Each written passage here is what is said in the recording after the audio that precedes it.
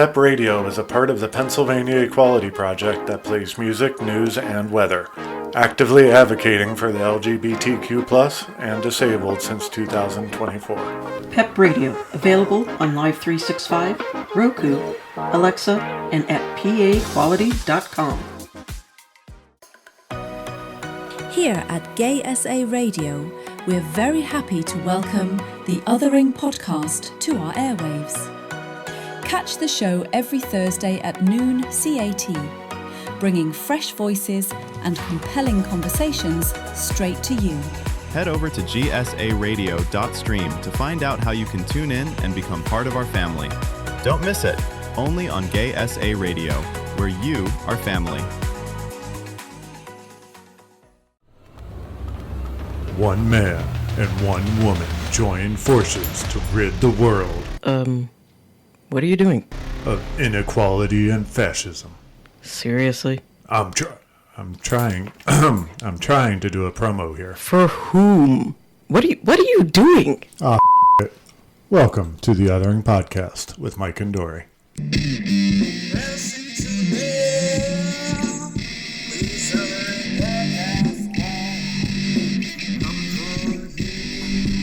Okay, today we are talking to Cameron. Cameron is the director, DP, and producer of Disposable Humanity, which is a first feature film about the Nazi Aktion T4 program from the perspective of disabled people. In this film, the Mitchell family explores the history and memory of the Nazi Aktion T4 program, which targeted over 300,000 disabled lives and resulted in the transfer of staff and the killing technology that catalyzed the Holocaust. The film has won multiple awards and a grand jury award at Slamdance and has been called one of the most important documentaries of 2025. Cameron has also been featured with his film in Forbes, Medium, and other major media outlets. Cameron has worked with PBS on several different shows and has been a DP, director of photography, in a couple of different shows that have been seen on Netflix and Hulu. Welcome, Cameron. It's great to have you. Yes, it's very great and awesome to have you. So yes, the Hulus are multiplying. Sometimes it feels like that. yeah, it does actually. Pretty soon there will only be a Netflix, so we need more Hulus to offset. They're all slowly disappearing. Yeah, they're all being sucked into one big conglomerate, congealed, massive thing. So something I didn't mention in the intro is you have some disabilities yourself. What is that like for you as a disabled person managing, I guess, Hollywood and creating films and that lifestyle? Yeah, well, it's kind of it's happened in waves. I like to describe. So, I have post-traumatic spondylosis, which I incurred later in life, but I was born with sleep apnea, also ADHD, among other disabilities. Arthritis is something I've acquired over time, but definitely have experienced it during my filmmaking career. Mm-hmm. And, the long hours of working in film definitely make it interesting for somebody like myself with sleep apnea to manage. And then after my, I had a skiing accident, which caused post-traumatic spondylosis. And that made me get more creative with the types of camera builds I was using, because I'm a Steadicam operator. And one of the unknown kind of hazards of that career is they'll load up the camera and make it as heavy as possible because, you have an isoelastic arm that's separating your body from the camera. So they figure, let's make this thing as heavy as possible, I guess. And so I've actually been inspired by other cinematographers like Oren Sofer, who shot The Creator, to use lighter camera builds like the Sony FX3 and FX30 with a smaller Ronin gimbals and things like that. And it's an important part of how I move the camera. So that's kind of a little bit, just a brief glimpse into how my disability informs my filmmaking. I find that actually quite interesting that you're in that area, because director of photography, I mean, how awesome is that? You get to handle the camera, which is probably thousands upon thousands of dollars, I would imagine. And you get to see things that a lot of people don't get to see. Being behind the camera, what are some of the more interesting things that you've gotten to see when you're making your movies and TVs and documentaries? I've definitely seen a lot. So I guess it just depends where you would want to start with that. I would say that I have a perspective that I don't hear a lot on film sets. Particularly, I'm a union camera operator, Local 600, and disability isn't something I hear spoken about a lot amongst union camera operators and cinematographers, unless it's about claiming for disability, which is always seen as temporary in the industry. And also, it's interesting because there's a constant push to qualify for health insurance because we have this motion picture health plan, which requires you upkeep a certain amount of hours every quarter in order to basically be eligible for health insurance. So there's a lot of conversations there and things that I think I see that I don't think other people around me see in quite the same way. And I like to use that and channel that into my work. And I think it gives the way that I frame the camera and place the camera and what I focus on a unique perspective that I don't think a lot of cinematographers are considering. I like that answer. That's a good one. So Disposable Humanity, that's a new project, correct? Yeah, it's my first feature film as a director. I've been the cinematographer on many feature films, but this is my first feature narrative or documentary. And I like to say it took us over 25 years to make. It's basically one of the largest project I think I've been working on in my life, pretty much, because it starts when I'm very young. 8 or 9 year old Cameron goes to Germany with his parents and his sister.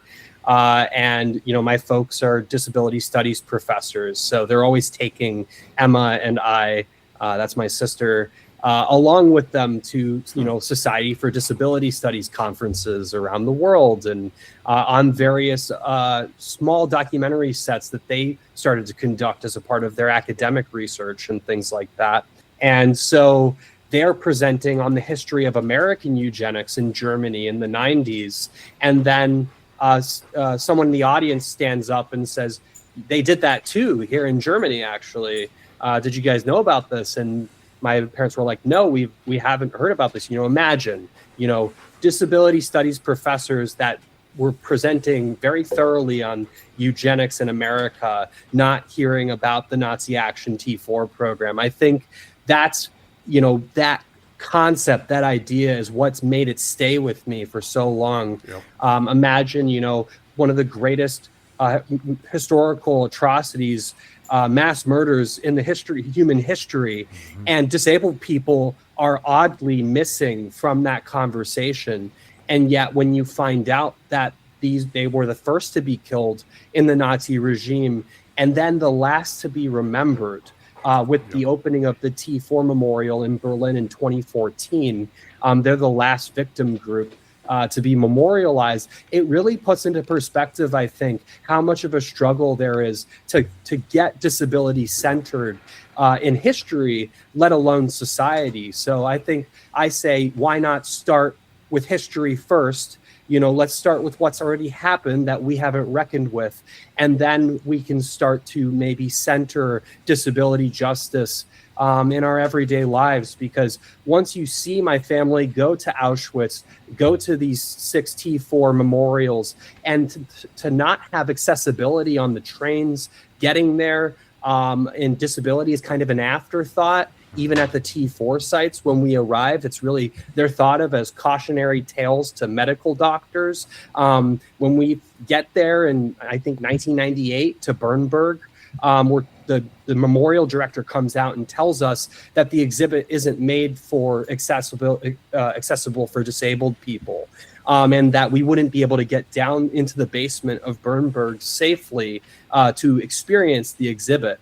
And my mom has a camera in hand, and we basically all look at each other and we're like, we're going to go down there. And so I end up carrying my dad down and my sister down with my mom, and we enter the Bernburg site. And that's where kind of this film journey starts over 25 years ago. And I think that's quite beautiful because, and at the same time, so heartbreaking that once again, we are always like, we're the first ones to go in those chambers and be, experimented on because society deems those of us that are disabled as less than. And that's then, one possibility. Yeah. And then the last thought of is just kind of heartbreaking that why weren't they discussed and, talked about when we were learning about the Holocaust? Because, when you go through history, when you learn about the Holocaust or the Trail of Tears or, slavery, they never, ever talk about the disabled people that were a part of those things, that were, swept up into those raids and movements and things like that, that destroyed so many lives. I honestly didn't know what Aktion T4 was until I met you and started seeing your stuff, and it shouldn't be that way. Right. Yeah. And, what's most shocking, too, is it's really the key to understanding authoritarianism, which we really need to brush up on right now. Yes. Just a little bit. And it's not like authoritarianism occurs in a vacuum in the same exact way every time, but by studying authoritarianism in history, we can actually be better prepared to recognize the patterns and what certain actions, political actions, governmental actions mean when they start to occur, right? So understanding that disabled people were the first to be targeted in the Nazi regime is about understanding that eugenics was front and center, not just in Germany, but around the world. Yep. It was seen as cutting edge science that actually American eugenicists are the ones who inspired the Nazis to pass one of their first laws, the hereditarily ill law for the sterilization of disabled people, different diseases that the Nazis saw as not of the German Volk.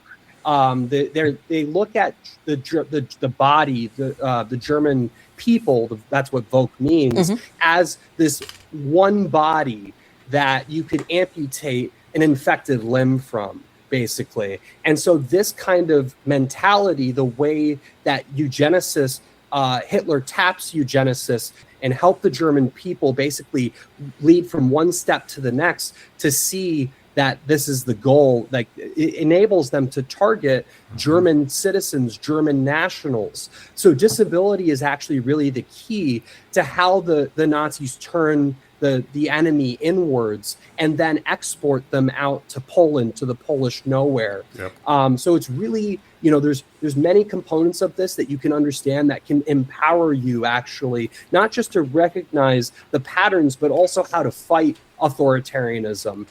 Because you also learn that one of the reasons why it's so effective for the Nazis to start with disabled people, because they don't know this, they kind of fall upon it, is institutionalization means disappearing people behind four walls. So when people are institutionalized and then transferred from one institution to the other, the Nazis utilized medical bureaucracy to transfer people over and over and over again until they end up at one of these 6 T4 killing centers where they are effectively disappeared. And it really relies on secrecy. That system relies on secrecy and no dissent. If there was one person in that chain of command, in that line that says no, the whole structure collapses. So that's another, I would say, key highlight or takeaway about the film, that the film reveals.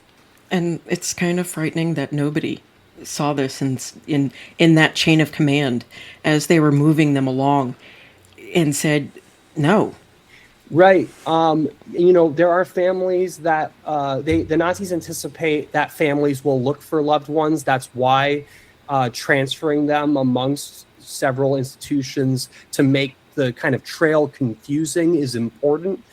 They also forge false death certificates with false causes of death and also from the wrong addresses. So they'll send it. So Sonnenstein is one of the six T4 centers. If you were killed at Sonnenstein, you might receive a death certificate from Hadamar. And so it further creates the subterfuge and misdirection. That's all kind of part of it. And there was resistance. There were examples of resistance. Actually, from the church, there was a famous Bishop von Galen who made a large sermon about T4, and it actually caused parts of T4 to shut down. There was another one, Brauna, who writes a letter to the T4 and says, "Hey, I know what you're doing. You need to stop," because it was very visible. Smoke would rise from these chimneys, and the town around them would see the smoke rise. They would see the ash. They would see the gray buses that would go in, and the windows would be painted on these gray buses, but they would go in with people and then come out without. So there's a lot of kind of cogs in the process here to understand that you would have to see the film to fully get. But I'm trying to summarize a bit here. No, you're good. I love history, and I love learning about this part of history because there were so many things that they took from what Americans were doing. The whole idea of the ghettos that they put them in was, from America. The Trail of Tears, kind of they took information from that as well to be able to, push the Jews and the other people that they deemed undesirable into certain areas so that it was, the good people were over here and then the quote unquote undesirables, bad people were over there. And being able to understand where they started, where they got it from, and being able to see where they took it to and understand the, not their point of view necessarily, but kind of understand why they did it a little, can help understand then how we fight back. Yeah. How do we, stop this from happening? Because, you see the signs, right. And the rhetoric is similar and all of that stuff. So you kind of you need to know what the wordage is, what they're going to do next. Right. Yeah. And that's the thing is, there isn't like a handbook for this. There's only history to understand.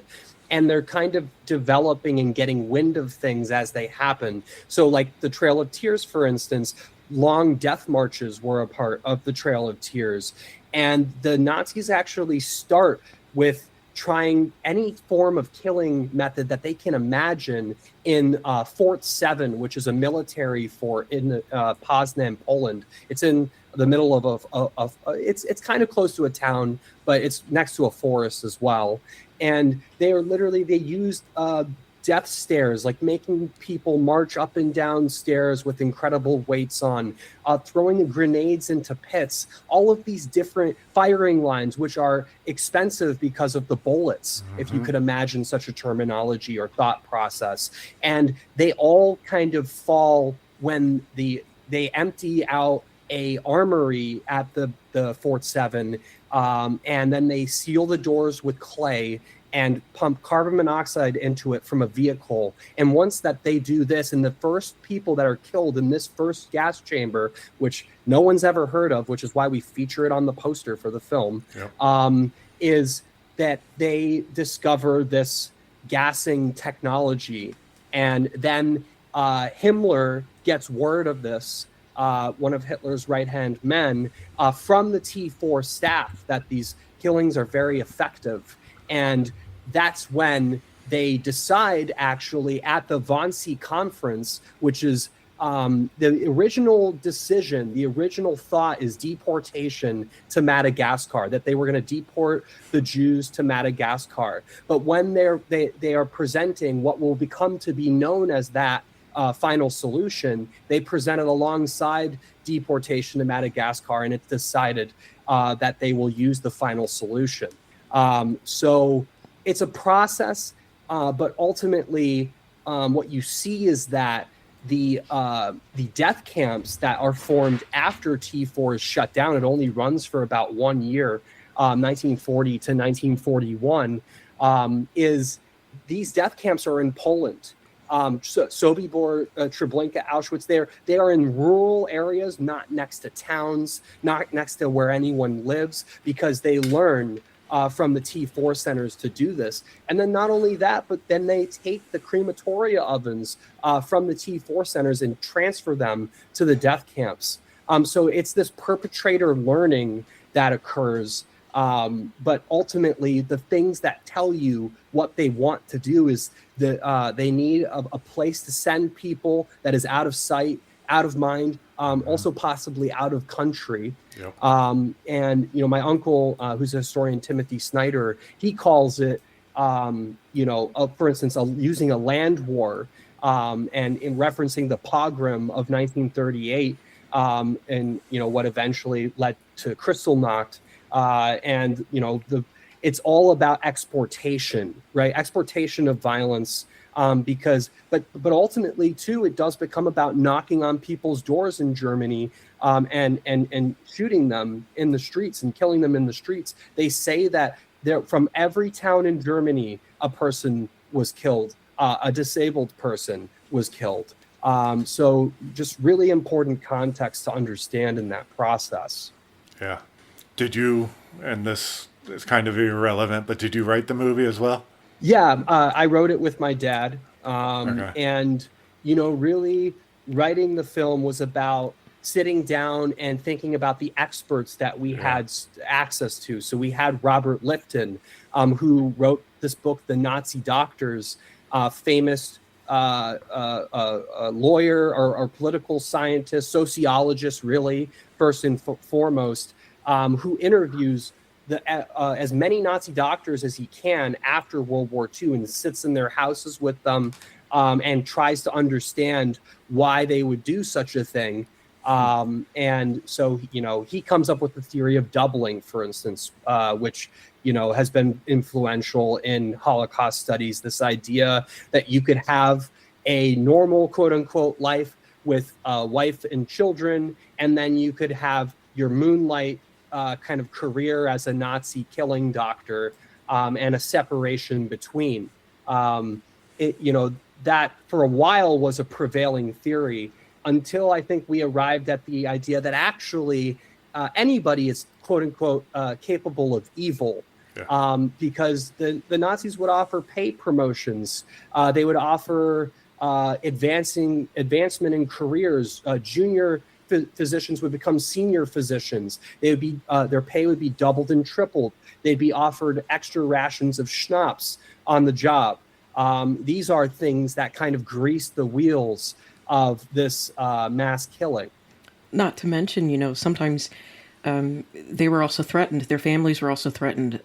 Like, if you go along with this, we'll give you X, Y, and Z, a nicer house, nicer amount of money. But in exchange, if you don't, these people might, be killed. And it's not to excuse all of them, because some of them did it because they were told to.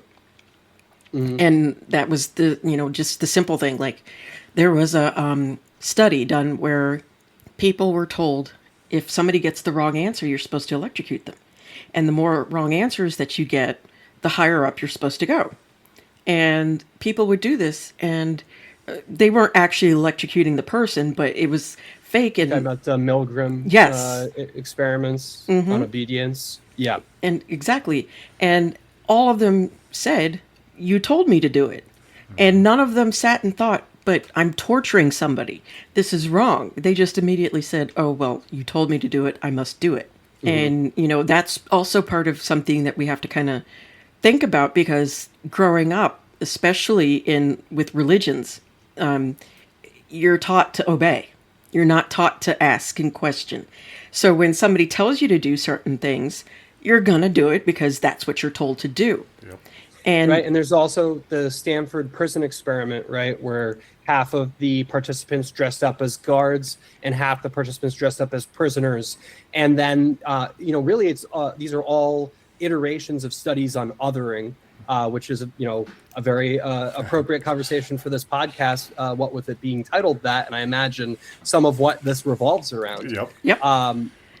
But, de-identifying people, putting them in uniform, separating, right? Because a big part of Milgram was having somebody in another room, not visible, where you could only hear audio while the shock was being applied, right? So again, that theme of disappearance, of being somewhere far away is important. And I think it's especially relevant to now because we have an administration that is so well versed in social media and attention getting and not much else. They are not experts at anything else. I don't think they could win a war if they even went into one.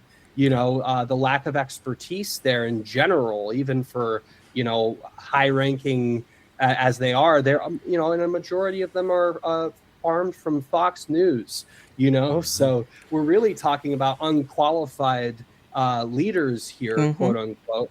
And so when you look at how, media has kind of had this moment and culminated now into influencing literally global international politics, right? It's become so important that the medium is the message, right? That's the idea of aesthetics. The medium is the message. So film becomes what watching film is about, right? Passivity, right? Or viewing a post on Instagram becomes exactly what it is, a 4x4 frame that is contained within that frame and not beyond, right? Yep. You can experience something and then choose to keep scrolling and pass by it, right? So now this is the water that we know very well and swim in.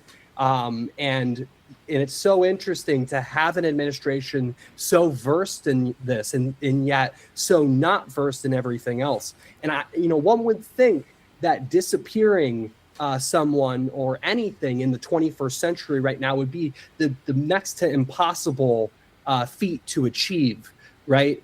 We've seen social media play roles in the Egyptian rising, the spring, right? We've seen it play roles in Ukraine. So if anything, I would just really encourage people to keep using that and don't let the fear mongering around social media get them to deter you from learning about this history and from posting about it and talking about it and pointing it out, because that's ultimately key to dismantling the process. Well, that's how we got Kilmar back. I can't remember. Garcia? Abreu Garcia, yeah. That's how we got him back, was through social media. All of the people, causing an uproar and getting angry and constantly posting about the fact that our current regime, sent him illegally out of the country. And by fighting and sometimes what a lot of people also don't understand is that it's not a one and done. It's not, I did my time today and then that I never have to do anything else. You still have to constantly kind of come back. You can step out, take a break, and come back in with a renewed vigor to keep posting, keep saying something, keep talking about it, because we don't want to go down that path again. No. If I have any say in it, I want to make sure that we don't go down that path. Protecting not only myself and my family, but everybody else too, because we do have so much to give. And, it's a lot of the stuff that we have, like pencil grips and grippers that, for short people, and cutouts and all of that stuff, and iPads was created because of disabled people. So imagine if you had none of those things. Cell phone, the size of the cell phone and things like that was also because of disabled people. We wouldn't have a lot of stuff. Yeah. No, I mean, the moment we're in right now, my uncle likes to call it, it's what Putin kind of manufactures in Russia. It's this fear, the inevitability. It's this feeling that it's inevitable, that this is going to happen and you are powerless and helpless to do anything. And that's what fascism wants. That's what authoritarianism wants. It wants, as he says, I don't like this illusion, but it's the way he says it. Power wants your body softening in a chair. I think it's a bit ableist. If I were to retweak it, I would say power wants you not speaking out and not being visible, right? Right. And that's in his book, 20 Lessons on Tyranny, 20 Lessons from the 20th Century. If anyone is interested in that. Good book. Yeah, so it was really exciting getting to take this film, which we had no idea Trump was going to win a second time during this. I'm sitting in 2015 down with my editor, and then 2017 we shoot the thing over. Principal photography is 2 months in Germany and Austria, and then we just film. And travel all around Germany, and then we come back, and then I'm in a room with my editor basically until 2025 at the end of the summer in 2017. So, I think it in a way you knew that the history had to be brought to light. You didn't quite know that the time would be so urgent, so pertinent to now. But then again, I think that's how most disability-led projects end up being, right? It's that thing that you didn't really know you needed, but became absolutely essential to understanding everything. And it's serendipitous. It's just like, it was just almost like a fate saying, you know what, you need to do this now. Go ahead, get it done, and then it's just perfect timing. However you want to put it, whether it's fate, stepping in, serendipity, God saying here. And it's just amazing, though, that it is perfect timing, because we constantly have to be reminded of the atrocities of our past. That's the only way that we can honestly and truthfully, as a world and as a country, ourselves, move forward and, do better. And if we hide it doesn't do anything. And you're right. There's a very important event in Holocaust remembrance. That's the naming of names, right? And disabled people are actually kind of withheld from this. The last names of T4 victims to this day still can be censored and not displayed. And for years, the government just lacks so much ability to understand disabled lives. Like right now in my state of New York, we have a governor who is considering green lighting an assisted suicide bill. And, I actually just wrote a piece about this. Why are we legislating on this right now when we can't even tell the story and invest in the lives of the disabled and the naming of names and the understanding of this history and America's role in eugenics worldwide as well? Like, we can't even get there. So why are we jumping 20 steps ahead? Right. When we can't even understand the basics, right? Exactly. And we shouldn't. It's not to say that people don't have a right to a quick and painless death and a dignified death. And I'm not, disputing that, but I agree that we're not there yet. If we haven't even been able to take care of who is here, even if there was no such thing as disability, we can't even take care of who's here. Why are we worrying about, helping them drop dead now, when we should be worrying about them now, not the future? And I'll tell you, the one thing you don't want the state to have, especially right now when we have a director of Health and Human Services that is completely misrepresenting science, and using misinformation to sow distrust in the public. The one thing you do not want that system to have is the ability to kill people. No, because then it's going to be, basically a state-sanctioned Holocaust of some sort. And we don't need that. We don't want that. And which is what COVID was, too, yes, by the way. And I think Trump learned this from his first presidency, that, I can just let a lot of disabled people die through herd immunity, right? If we don't care, if we withdraw supports, right? Because that's what really this big, beautiful bill is about. Yeah. It's about withdrawing health care from disabled people to leave them to die, basically. It's kind of this, you could call it soft eugenics. You could call it whatever you like. It may not look like a gas chamber this time, but the systems in the desires and the wants of the authoritarians still function in the same way. It doesn't even have to be that. And, when Hitler started his quote unquote mercy killings, as some people said that he mentioned it, it was coded in this, this is for, the better, and this is great for our country. And they did it. Not in Todd. Yes. The good death. Yes. That's what they had a word for. They invented all these words for it. Right.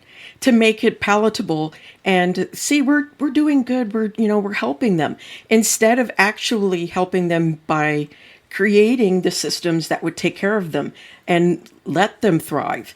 And then because everybody got, it's disabled people, or I can't afford to take care of them, which is a legitimate reason. Some people can't. And so they put them in these institutions and then they're disappeared. And, right. But it starts softly like that. Someone not being able to take care of someone else, they might feel like that's their fault, but it's actually systemic. Yes. How that scenario is created, especially in America, where we have some of the most expensive healthcare in the world, and in now the least level of supports in place of anywhere, probably even a third world country, and that is created, that's manufactured, that's invented.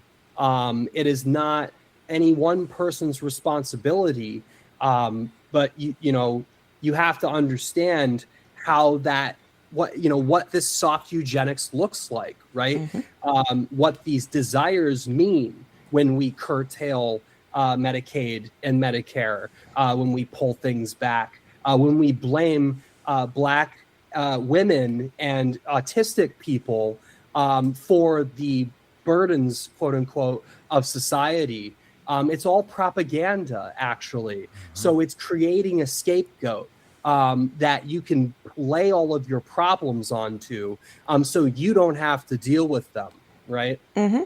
And again, exactly what they did with the Jews. It was all the Jews' fault that we're poor. If we get rid of the Jews, then we'll have more money. We'll, have better roads and better schools.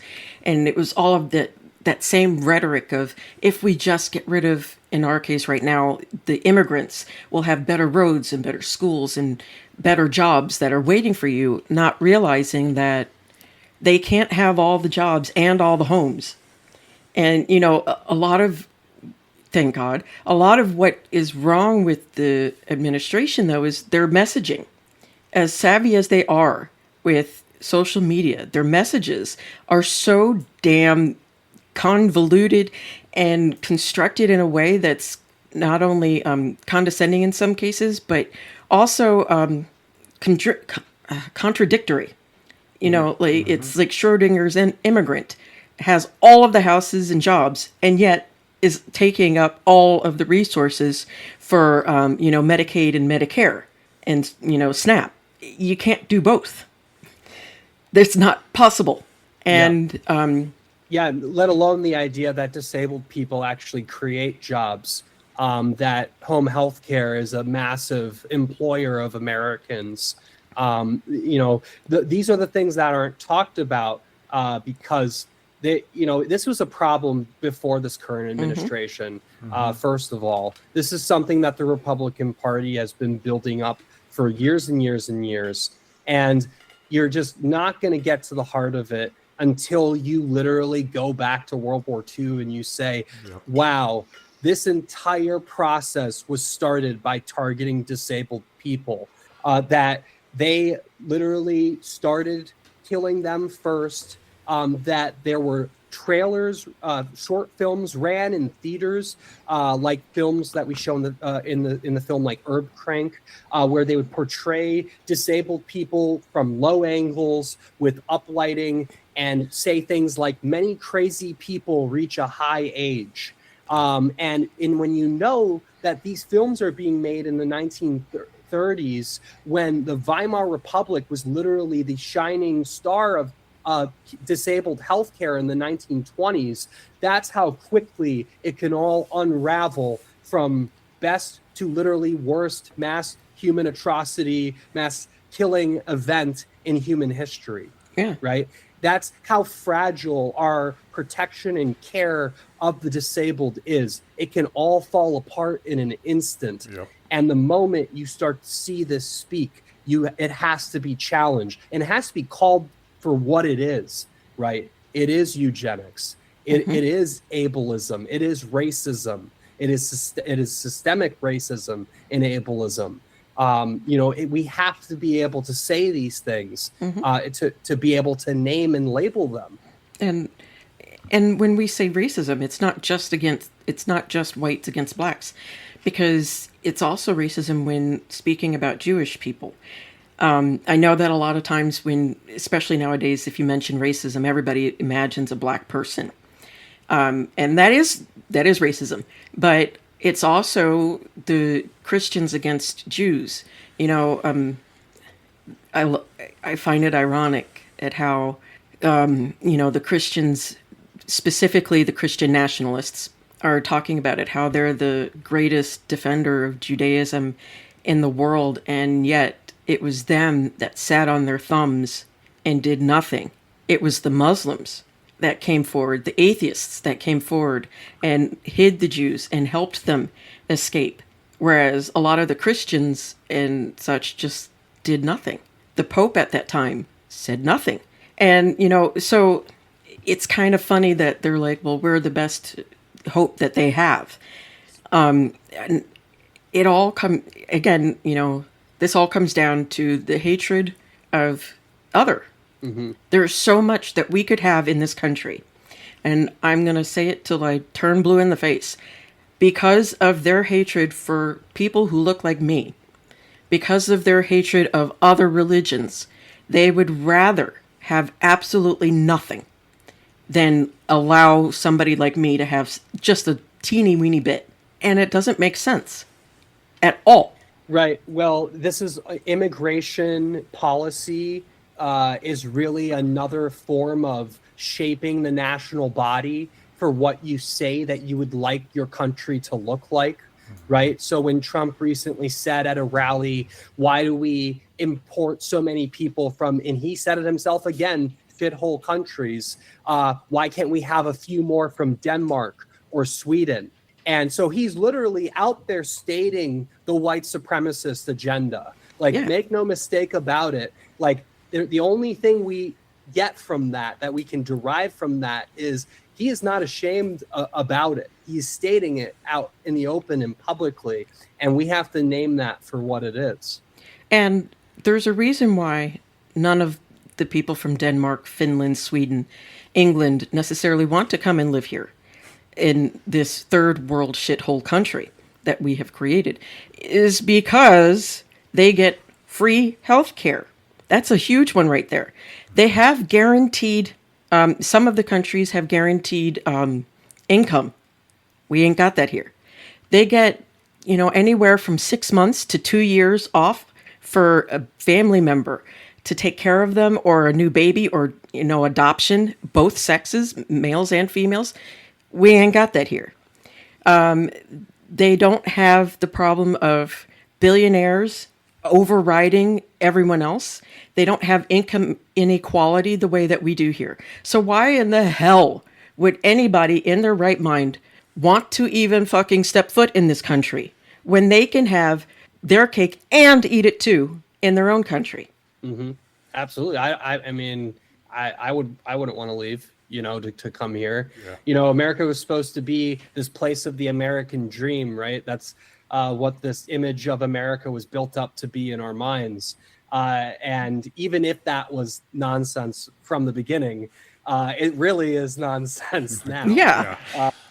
It's completely unraveled in Yeah, front of us. And because of that unraveling, everybody else in the world sees us as one big moronic pool of cess, disgusting people because of us, bringing Trump back in. And honestly, if I was in a different country, if I lived somewhere else and I saw what was going on here, I wouldn't be, oh, yay, I want to go to USA. Our freedoms, the little that we have left, are dwindling by the day. Why would you want to come when you have more freedom in your own country? And, that's the thing. If you really want the whites and all of that stuff to come here and pay the $1 million, you have to actually make it enticing. Being a shithole country does not entice people. Right. Well, what they're enticing right now is, for instance, we're extremists. They're recruiting extremists to come here from South Africa and from Germany. People that have been labeled extremists by the German government that are leaders of the AfD party have been invited here. So it's just really about creating that environment for this to get going and to keep building momentum, right? The ICE raids are about that. It's all about cultivating spaces where it can grow and the hate can foment and expand, right? We famously know of the brown shirts in Germany beating people up in the streets, right? And there are those uniforms coming into play as well, which ICE it might be an Amazon light uniform that is like whatever you could purchase or have sent to you. Right. It wasn't spent on the uniform, I guess. No.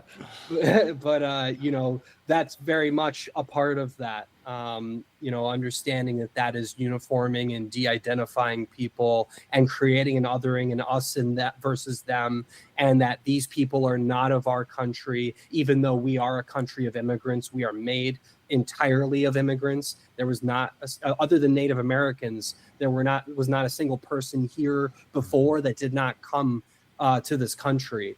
So, it's I'm sure we could talk for several more hours about this. Yes, we could. But right now, I just to bring it back to the film, we're touring the film nationally right now to bring awareness. We call it the Remembrance is Resistance National Tour, because in reinvesting in the lives of the disabled is how you show that you care and that you will not take this erasure for an answer. If I can go and make a film half a century later about these, more than a half a century later, about these atrocities and bring to light, there are several victim stories in the film.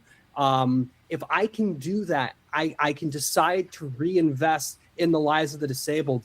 That gives me power, power of enlightenment, the power to resist, to remember, and to not allow these stories to disappear into the dustbin of history. And those who come and participate and watch the film are also participating in that resistance and that remembrance.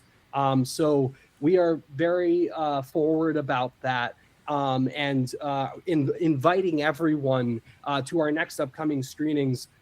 So next week we will be showing at the Miami Jewish Film Festival on January 15th at O Cinema. The event is free to the public. So if you're anywhere near, in, or around Florida, you can go online right now and reserve a ticket to that. It doesn't cost you anything other than the transportation, obviously, and accessibility needs to get there. But then after that, we have several university screenings as well. We have one coming up at UCLA in Los Angeles. So that will be our first time going back to LA after we world premiered at the Slam Dance Film Festival and won our audience award at the Directors Guild Theater. We're showing at the with the Jewish Studies Center there. And then I'm trying to think of what else I can announce or just remind right now. Anything I forget, you can find out about on our website, which is disposablehumanity.com. If you visit that website, you'll be prompted to sign up immediately for the mailing list. We do not use it very often, only when absolutely necessary. And you will basically only get communication about when a new showing is announced and in an area near you. So these public screenings are a very important part of the process. The film is a cinematic experience. It has a full hour of live orchestral score composed by my composer, Andre Barros. It is meant to be experienced in surround sound in a group of people, because that catharsis of witnessing this history with other people around you is really important too. Especially in an age of social media where we can feel like we're growing increasingly more disconnected from what's going on around us. And that was going to be the other side of my argument too with that whole social media thing is a lot of this resistance also is going to occur offline, right? So there's definitely equal parts weight to being vocal online and offline, and showing up with people and showing out. Yeah. Yep. And doing whatever, you can, because it's, again, resistance isn't a one-all. It isn't you just show up for the marches and there you go. It isn't you just hand out pamphlets and there you go. It's those little things. And, you're talking to a friend, mention it. Or you're talking to your neighbors, mention things like that. Show it to your classrooms, show it to your children. Tell them about the books that are being banned and read them, borrow them. Every little thing, a smiling at people is a sign of resistance, showing that you matter, even though I have no clue who the hell you are. And, all of those little things matter. And I wanted to mention that because sometimes we get so afraid that if we can't do all of it, then we're not doing anything. And that's what they want us to feel, is that helplessness. Yeah. And if you are bedbound, if you just kind of nudge your friend, write it down and say, I need you to do this for me, that's good enough. As long as we're all doing our best, that's the best that we can do. Yeah, and also it's a great point thinking about the disabled people who might be less visible, who might not be able to get out of their houses, or God forbid, an institution, and understanding that ultimately one of the takeaway arguments from my film is that institutionalization is human warehousing. That is ultimately the goal of institutionalization. It's what happens whether or not it's the goal, because when we lose connection from our families, when an organization like the Nazis realizes and decides, hey, this medical bureaucracy is pretty ripe for exploitation. Why don't we keep disappearing people to these institutions and move them around so people can't see them? Just if you never see the film, just take away that image in your head that over 300,000 disabled people disappeared in Nazi Germany from 1939 to 1945. And only 1 year of that was the formal T4 period. And then after that was wild euthanasia. So doctors and nurses taking it upon themselves to continue euthanizing and killing disabled people after the quote unquote stop order. So we really resist by keeping disabled people in our minds in the present and in the past. Exactly. And showing names, say their names. Give them the names, because it's harder to look somebody in the face and say, I killed so-and-so versus they, them. When you give a name to a face and you show the faces, all of that together makes it so much harder to discredit and say they didn't exist. Before we go, I want to take the last couple of minutes to talk about you, if you don't mind. Growing up, did you know you wanted to be a filmmaker? Was that always something you've dreamed about? I mean, I know you kind of talked about how you got to the movie, but Yeah, I mean, I knew I was an artist, I think, from a pretty young age. My early career was, I thought I wanted to be a comic book artist. I was Okay. really into Art Spiegelman and Mouse, actually, at the time that my parents and my family went to Germany. And so one of the first things I did was I made a book that had my family as mouse characters in Bernburg, the T4 institution, because I had never seen disability represented in the Holocaust. And that thought stayed with me. Fast forward 20, some years later to the making of this film. And, as Spiegelman kind of maybe ironically or sardonically says, disaster is my muse, right? So we can make great art out of atrocity to reinvest in the lives that are lost. Yeah. And I think that's really an important thing to understand. Also in fighting the algos, not letting whatever AI thinks is the best, most beautiful version of us, because it's totally wrong, create our reality around us. That's really the limitation, by the way, of AI, is it's going to be doing that ad infinitum to the point of becoming mad cow disease. Yeah. So, I find my force as an artist has always been with me since I was a kid. And I'm very grateful to my parents for fostering that in myself and my sister. For a time I thought I was going to be a musician. So I did a cappella in college, and I had a band in high school called the Red Peace. And I wrote about authoritarianism then, actually, in the band. One of our albums was called Trust But Verify, making fun of that Reaganism, and Cold War kind of trust but verify. And I remember I wrote a song about called Remember June, about the Tiananmen Square quote unquote tank boy, the little boy that stood in front of the tank that stopped the fleet of tanks from proceeding down the street. So there's all of these moments and opportunities for artists to leap out and to say something. And that's what, I think that this film is doing.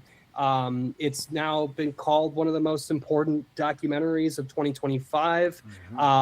We were featured in Forbes and Medium, and we just really recently were recognized. We were nominated by the Indiana Film Journalists Association for Best Documentary, alongside Orwell 2+2=5, Grand Theft Hamlet, and The Perfect Neighbor. Wow. Basically all of the heavyweight Oscar films of the year and us. So the film's starting to get out there.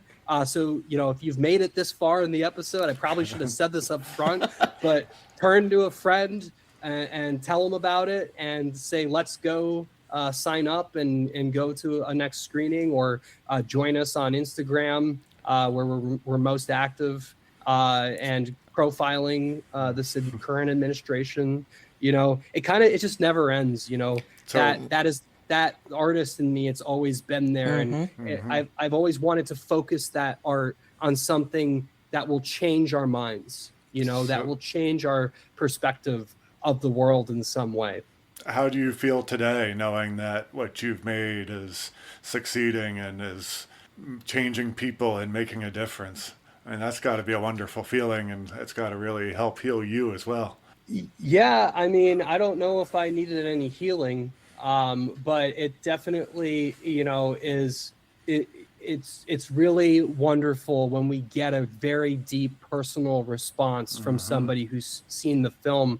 We've had personal art made about the film from people who went and watched it. I had a young college student make a flip book that synopsized the film and broke down the key points with key art. That was incredible. I've had comedians make TikTok bits about the film.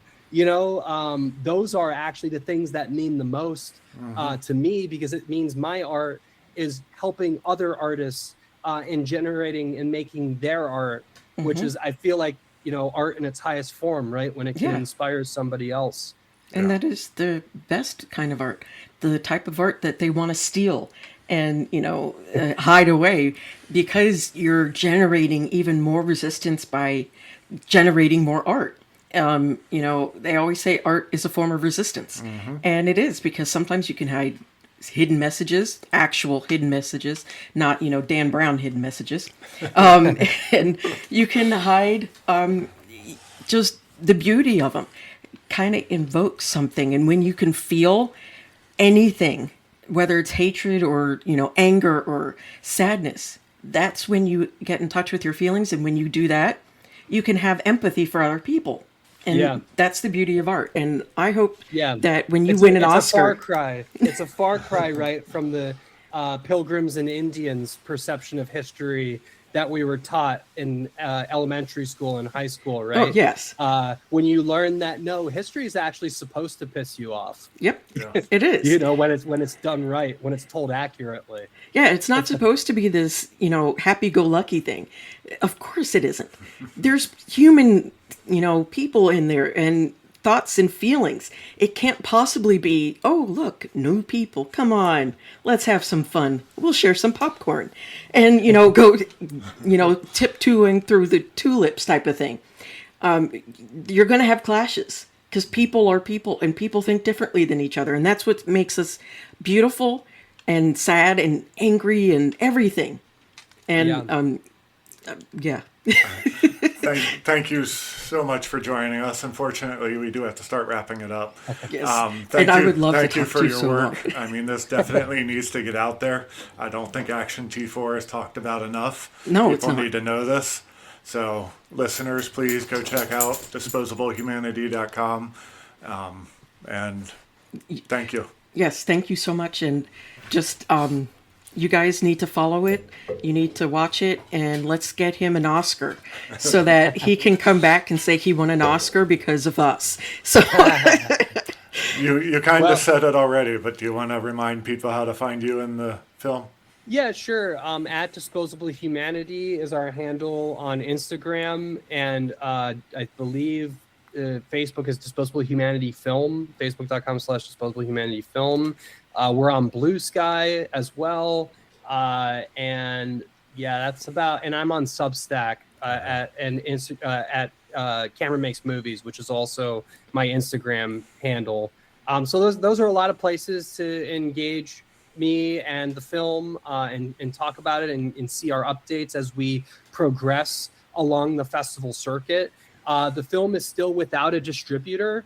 But whether or not we find that distributor who is willing to distribute this film, I do rest easy in knowing that this film has made a big enough moment that we now cannot say there hasn't been a big film with a big moment that raised attention about this issue. And that was my modus operandi number one, I would say, going in, is to use the vehicle of film to create an irreversible moment where we can say, pay attention, this matters, and disabled people telling it matters. Yes. So who's going to play you in the movie about you? Let's see. I don't know. It would have to be somebody with disability experience. Yes. So I haven't thought about that, but let me get back to you. Sure. And thank you so much again. Thank you. All right, bye-bye. Yeah, thanks for having me. And Anytime. thanks for having such a great topical podcast that is so needed in this world. Thank you. All right, bye-bye. If you've made it this far, thank you so much for listening. Please leave a rating for us wherever you listen. Follow us on Instagram and TikTok. Othering Podcast is brought to you by Loudcore Productions in conjunction with your support. Your host, Mike and Dory Morris, graphics by Joshua Morris, and join us next week on the Othering Podcast.